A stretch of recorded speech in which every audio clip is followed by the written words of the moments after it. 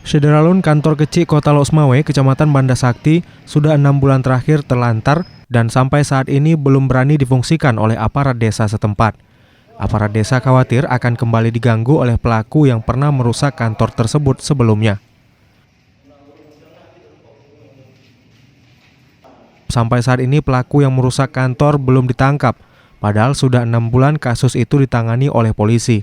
Kantor kecil dirusak pada 22 Agustus 2019 oleh sejumlah orang. Amatan serambinews.com, fasilitas kantor yang dirusak seperti kaca, kemudian meja, dan barang lainnya masih berserakan, serta fasilitas lainnya juga telah dicuri. Bahkan Keci Ahmadi mengaku pernah diancam oleh sejumlah orang ketika pulang dari kantor tersebut beberapa jam sebelum kejadian pengerusakan itu. Dari Losmawe, Jafarudin, Serambi On TV.